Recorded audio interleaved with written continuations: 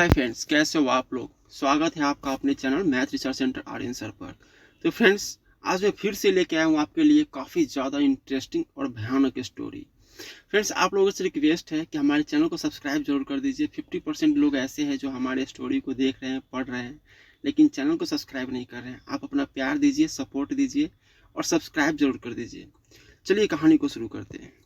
शीर्षक का नाम है भूतिया होटल। यह बात तब की है जब मैं यानी विक्की और मेरा दोस्त महेश, हम दोनों अपने दोस्त विनोद की शादी में उसके गांव जा रहे थे। विनोद हम दोनों का कॉलेज फ्रेंड था और जहां उसका गांव था वहां ना तो मैं कभी गया था और ना ही महेश कभी गया था। फिर भी मैंने और महेश ने सोच लिया था कि अपने दोस्त विनोद की शादी में जरूर जाना है। इसलिए हमने विनोद से फोन में ही उसके गांव का पूरा एड्रेस ले लिया था। उसका गांव गढ़वाल के पहाड़ों में था, इसलिए हम बस में ही जा रहे थे और विनोद के बताए अनुसार बस ने जब हमें पहाड़ों के उस एक छोटे से बस स्टॉप पर उतारा जहां से विनोद के गांव जाने के लिए हमें दूसरी गाड़ी करनी पड़ती है, पर हमें बस ने जब वहां उतारा तब काफी अंधेरा हो गया था। रात के लगभग उस समय 8 या 9 बज रहे होंगे, पर अंधेरा तक तो ठीक था। पर हमने जैसे ही उस बस स्टॉप में इधर उधर देखा तो हमें वहां आसपास कोई भी गाड़ी या कोई भी इंसान नहीं दिख रहा था। पर हमें विनोद ने तो बताया था कि हमारे बस से नीचे उतरते ही कोई ना कोई टैक्सी वहां मिल जाएगी, पर यहाँ टैक्सी तो दूर की बात है, कोई इंसान भी नहीं दिख रहा था। फिर उसके बाद मैंने तुरंत महेश से कहा, अरे यार, यहाँ तो कोई नहीं दिख रहा, तू जरा विनोद को फोन तो लगा। मेरी बात सुनकर महेश ने तुरंत विनोद को फोन लगाया, पर उसका फोन स्विच ऑफ आ रहा था। उसके 3-4 बार कोशिश करने पर भी विनोद का फोन नहीं लगा, तो उसने मुझसे कहा, अरे भाई, विनोद का फोन तो स्विच ऑफ आ रहा है, अब क्या करें। विनोद के अलावा और किसी का नंबर भी तो नहीं था।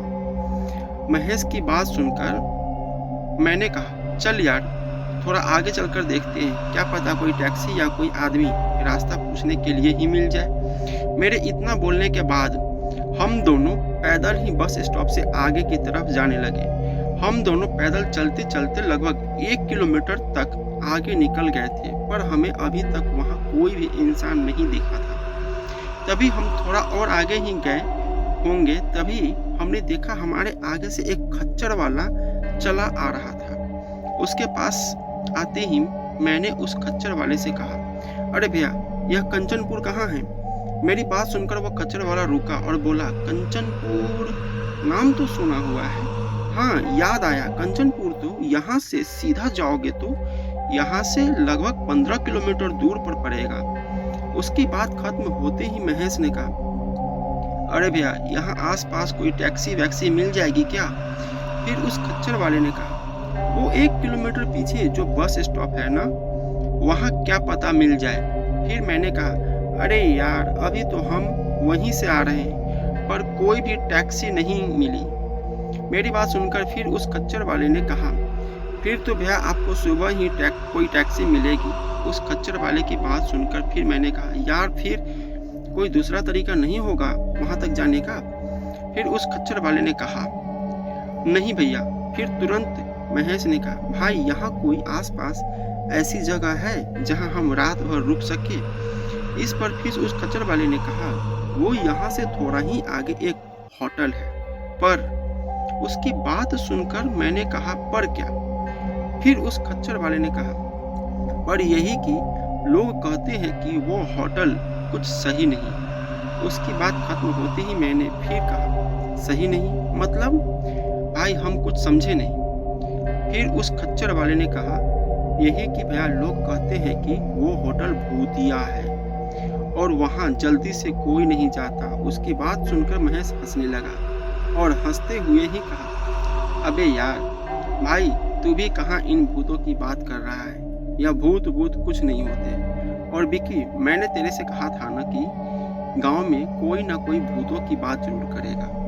महेश की बात सुनकर उस खच्चर वाले ने कहा, अरे भैया, मेरा काम था आपको बताना, तो मैंने आपको बता दिया। हाँ, यह दूसरी बात है, आपको उस पर विश्वास है या नहीं। फिर मैंने कहा, अरे भैया इसका ऐसा मतलब नहीं था, यह तो मजाक कर रहा था। वैसे आपने कहाँ बताया था वो होटल? फिर उस खच्चर वाले ने कहा, वो यहाँ से सीधा आगे जाओगे तो थोड़ा ही आगे आपको वो होटल दिख जाएगा।